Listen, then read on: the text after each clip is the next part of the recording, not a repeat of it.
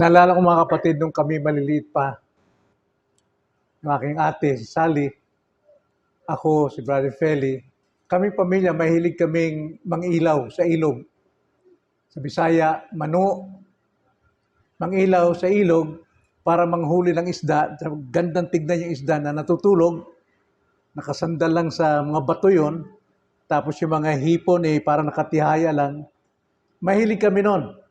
At masaya kaming mag-anak, lalo nanay ko, kasama namin palagi. At mayroon kaming hawak na sulo, yari sa tangkay ng niyog. Pero yung sulo na yon may katapusan, nauubos.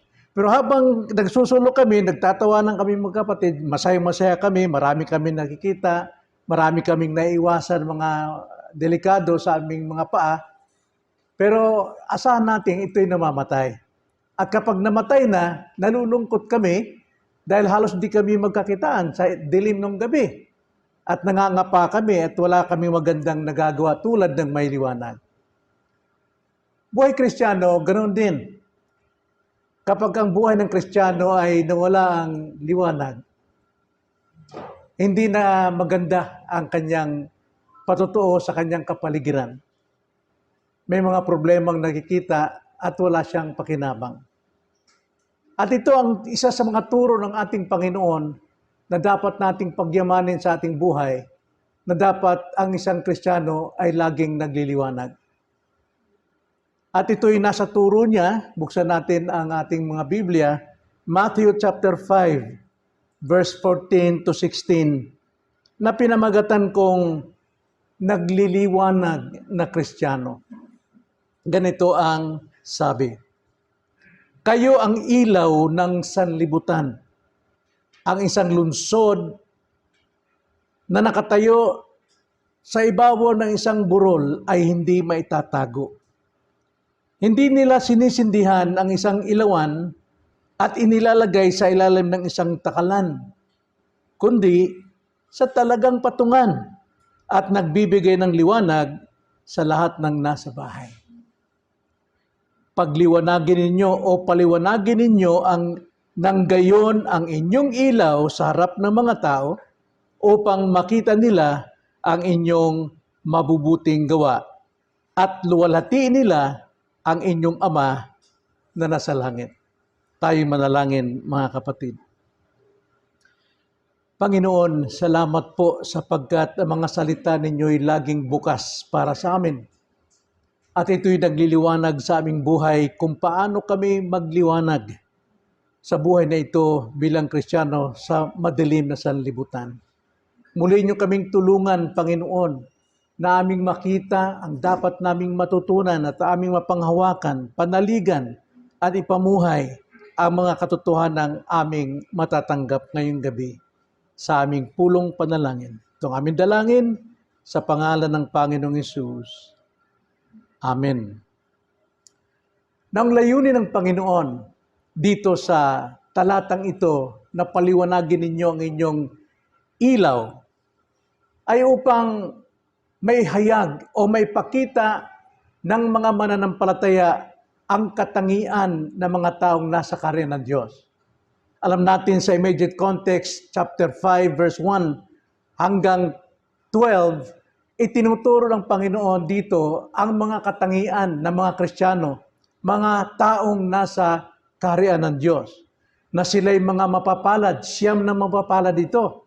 Dalawa rito ay napapaloob sa pag-uusig at sa paghahatol, na sa pamamagitan ng inyong katangiang ito, kahit sa mga pag-uusig, dapat silang maging mapalad. At paano na gagawin yon? Dapat silang maging asin at maging ilaw.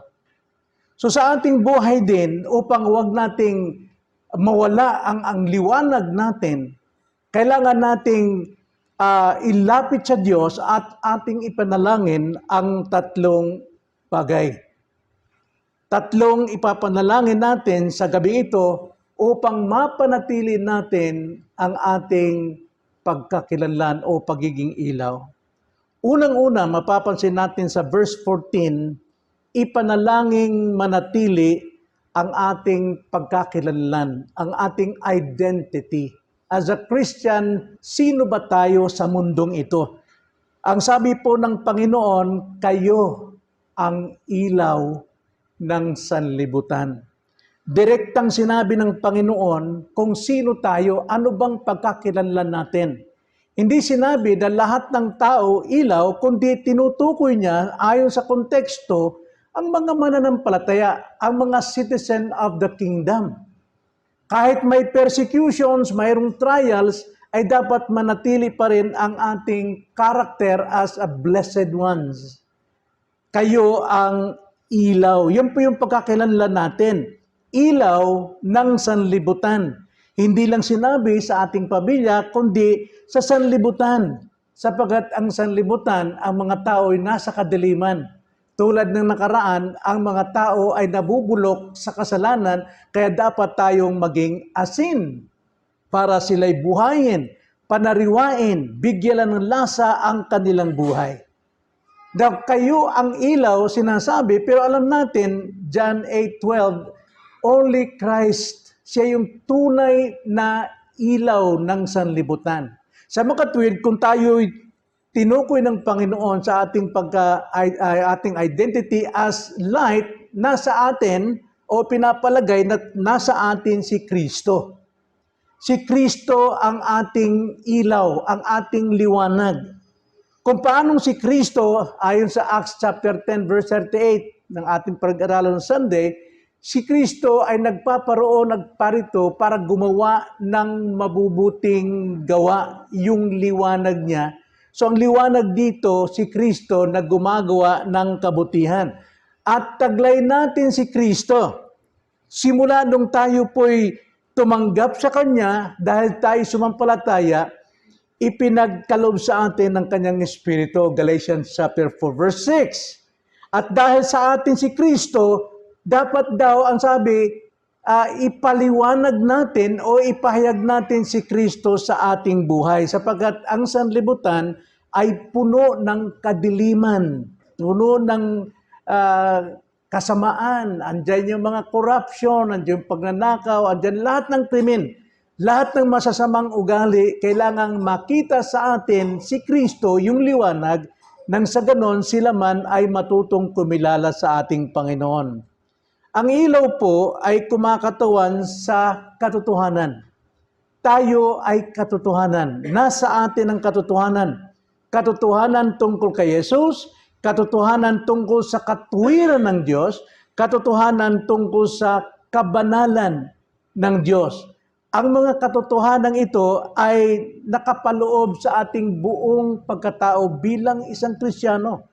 Kaya ang ating pagkakilanlan, ang sabi ni Jesus Christ, you are the light. Kayo ang ilaw. Tandaan natin ito mga kapatid, yun yung pagkakilanlan natin. Hindi tayo tulad ng sanlibutan. Yun ang ating ipanalangin na manatili sa atin ang pagkakilanlan ito. Ikalawa, ipanalangin din nating manatili ang ating misyon. What is our mission? Basahin natin muli ang verse 14 to 15. Kayo ang ilaw ng sanlibutan. Ang isang lungsod na nakatayo sa ibabaw ng isang burol ay hindi may tatago. Hindi nila sinisindihan ang isang ilawan at inilalagay sa ilalim ng isang takalan, kundi sa talagang patungan at nagbibigay liwanag sa lahat ng nasa bahay. What is our mission? Ang ating misyon ay ang magliwanag. Yun ang ating misyon, yung ating Great Commission, Matthew chapter 28 verse 19, go and make disciples in every nation, baptizing them in the name of the Father, the Son, and the Holy Spirit, and teach them. Yun yung ating misyon, na tayo magliwanag sa lahat ng dako ng mundo. Katulad ng halimbawa rito, ang pagliliwanag ikinumpara sa atin o inilarawan tayo sa isang lungsod na naka-build doon sa burol. No? Isang burol, isang bundok, na nandoon nakatayo ang isang lungsod. Kahit anong gawin, kahit anong mangyari, hindi matatakpan ang lungsod na yon. Laging nakikita ng lahat ng tao sa amang dako, sa amang palibot. Nakikita ang lungsod na yon. Kaya itinayo ang lungsod na yon sa burol upang ang layunin ay makita. Tayo naman, kaya tayo iniligtas ng Panginoon, hindi para makaligtas lang sa impyerno, kundi kailangan tayong makita. Tayo ay magliwanag. Ikalawang halimbawa ng paglalarawan ay yung pong takalan. Ang ilawan, wala raw taong may tamang isipan na ang kanyang ilawan tatago niya sa takalan. Takalan dito is, ano ba yun sa Bisaya? Gantang, ano? Yung takalan ng bigas. No? Magkano isang takalan na yun? Mahigit sa 50, 60. Ibig sabihin, minsan, yan ay sumisimbolo rin sa business. Yung ating pagkakristyano ay natatakpan sa ating kabisihan, sa ating mga ginagawa. Kailangan daw ilalagay doon sa tamang lalagyan upang magliwanag o maliwanagan ang buong sambahayan. So anong misyon ng ilaw? Magliwanag. Yun din tayo. Kailangan tayong magliwanag. Ibig sabihin, magliwanag dito, ang sabi sa verse 16, ano po yung liwanag? Good works. Mabubuting gawa. Ipakita ninyo ang inyong mga mabubuting gawa. So ating natalakay ito nung Sunday, yung good works natin. Pag sinabing good works mga kapatid, alam natin kung ano-ano ang mga tinutukoy dito. Dapat nating ipahayag yung ating liwanag.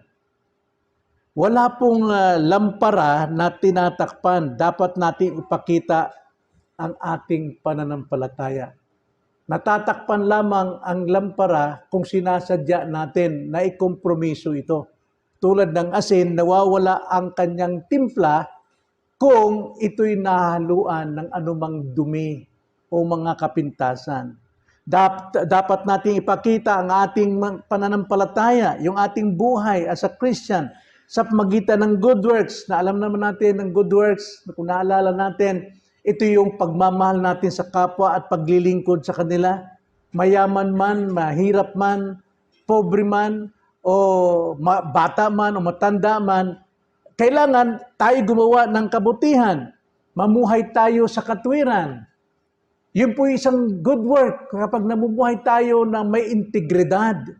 No? Mayroon tayong kabaitan sa ating mga sarili. May kadalisayan yung ating pananalita na may timplang asin. Parang ang Diyos na rin nagsasalita sa mga tao kapag lumalabas ang salita mo sa iyong bibig. Pure, malinis ang ating puso. At isa pang good works, yung pag-share natin ng gospel. Kailangan pag tayo nagsasalita, parang narinig nila mismo ang tinig ni Jesucristo mula sa iyong bibig. Ito ay sa pamamagitan ng ating pag-share ng gospel sa one-on-one, evangelism, home Bible study, kung saan tayo nagtuturo, discipleship. Kailangan magturo tayo na may liwanag, may kabanalan. At sa ating good works pa, yung pagtulong natin sa mga nangangailangan. Huwag na tayong gumawa ng excuse na baka ipanglalasing lang yan. Hindi naman pwedeng hindi ka na magbigay, gayong may udyok sa'yo ng Panginoon, so magbigay ka ng tinapay. O ano ibang paraan. Para lang makita yung liwanag sa'yo, makita si Kristo sa buhay mo. Wala tayong tinatangi. Pero yun nga, paalala natin, hindi naman lahat ng may hirap ay punta natin isa-isa. Kundi alam natin, ang Diyos nagbibigay sa atin providensyon, dumarating sa harapan natin na hindi natin na inaakala. Pero matagal nang nandiyan, naghihintay, pero gumagawa tayo ng paraan na hindi tinapansin. So gawin natin kung ano yung makakaya natin. Every morning, kapag tayo po'y nagising sa umaga, sa gabi pa lang ipag-pray natin, Lord, tulad ng sinabi sa Romans 1:17, the just shall live by faith. Hayaan niyo po kung mamuhay sa pananampalataya sa pagising ko. Kasi sa pagising natin, haharapin natin ang new providence of God. Lahat ng makakaharap natin, lahat ng mga pangyayari, lahat ng mga bagay, providensya ng Diyos yan. Ang sabi sa Romans 8:28, all things, God works all things for our good. Kaya tanggapin natin ito, harapin natin kung may pananampalataya na Panginoon. Problema man ito, pagpapala man ito, ano man ito, Lord, ipamumuhay kong pananampalataya sapagkat yan ay tinakda mo, providensya para sa aking kabubuti. So, ganun po yung paggawa natin ng good work sa buhay natin. Helping the needy, helping the poor, at iba pa, sapagkat nasabi nga sa Proverbs 19:17, na remember nyo, na ang tumutulong sa mahirap, sa Panginoon siya nagpapautang. Okay? Para bang tayong nagbibigay, nagpapaluwal tayo sa Panginoon. At ang ganti niyan ay ang kabutihan. Kaya nga, ang mission natin is to shine bright, no? Magliwanag tayo.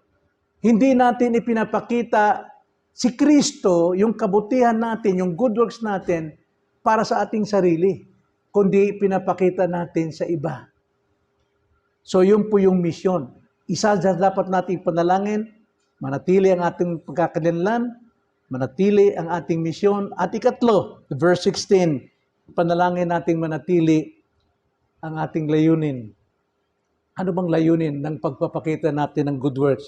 Verse 16, ganito ang sabi, paliwanagin ninyo ng gayon ang inyong ilaw sa harap ng mga tao upang makita nila ang inyong mabubuting gawa at luwalhatiin nila ang inyong Ama na nasa langit.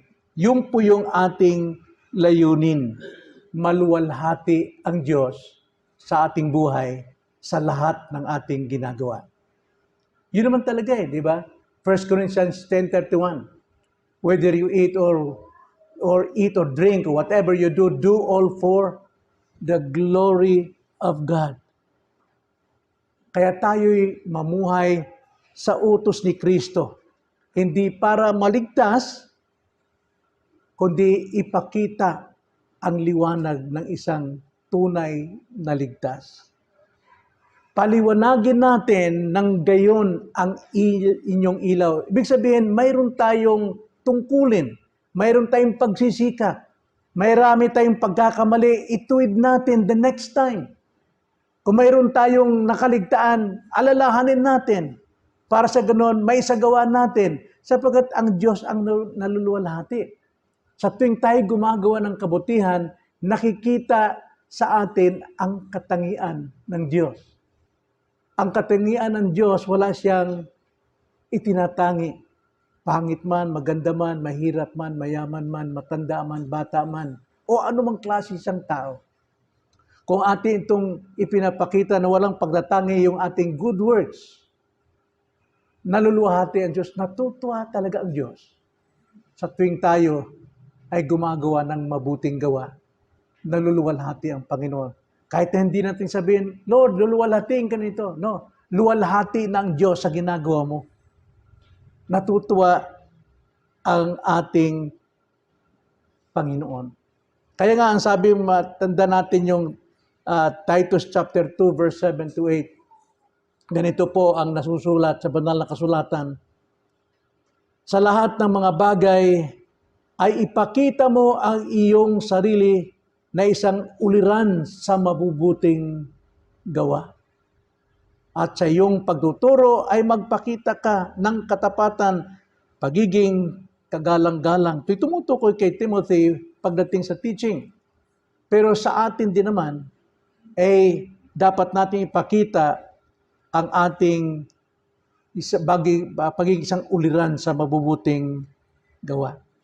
Kaya nga, ano po ang dapat nating aral dito ngayong gabi, mga kapatid?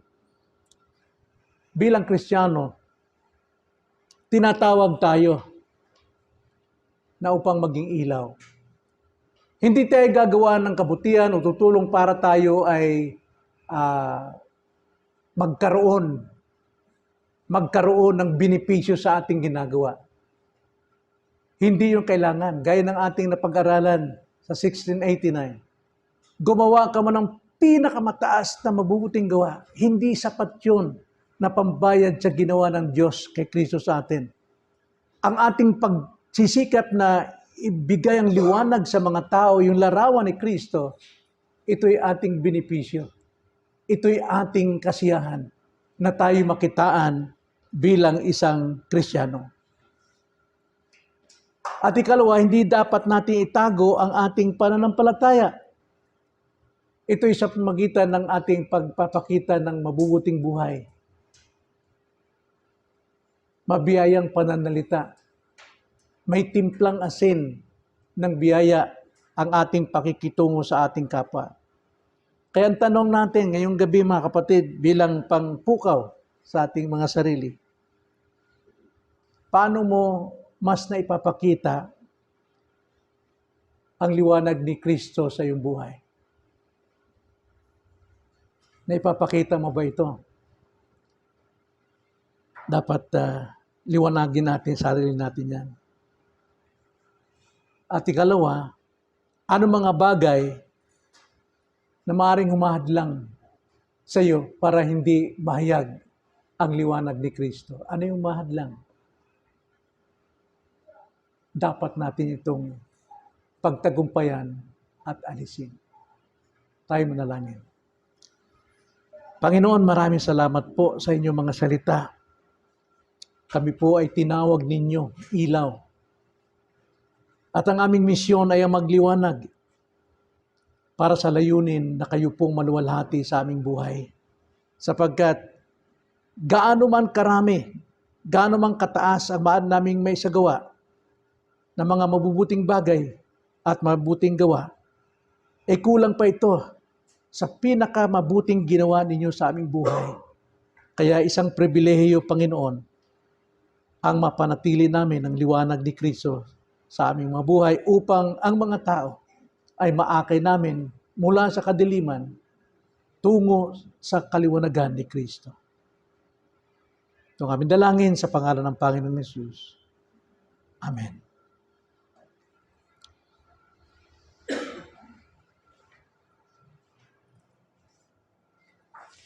Thank you.